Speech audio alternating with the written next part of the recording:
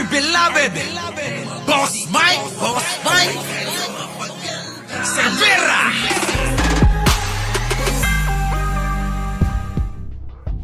Pinaiimbestigahan ng Makabayan Block sa mababang kapulungan ng Kongreso ang umano'y pinakamahal na farm-to-market road sa distrito ni dating House Speaker at later Representative Martin Romualdez sa Tacloban City.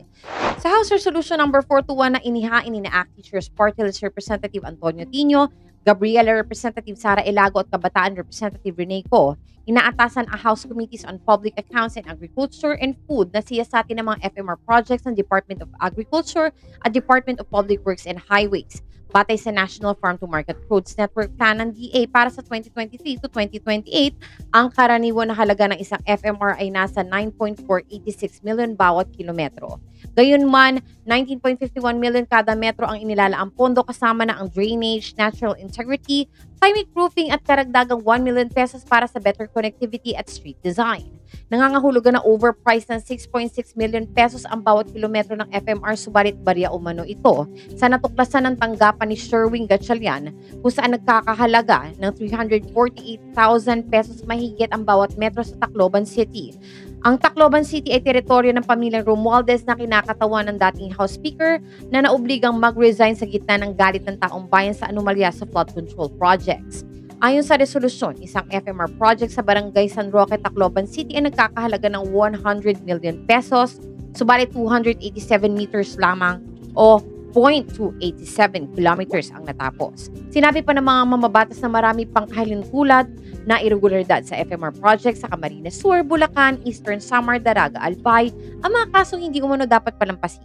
In light of the exposition of widespread and systematic corruption in the government, it is imperative for Congress to expose and hold accountable all those involved as it is.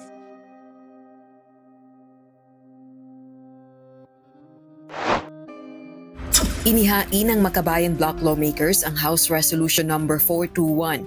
Layo nitong utusan ng House of Representatives sa pamamagitan ng House Public Accounts at Agriculture and Food Committees na magsagawa ng agaran at komprehensibong investigasyon in aid of legislation sa umano'y systemic corruption at overpricing sa farm-to-market road projects ng Department of Agriculture o DA at Department of Public Works and Highways o DPWH.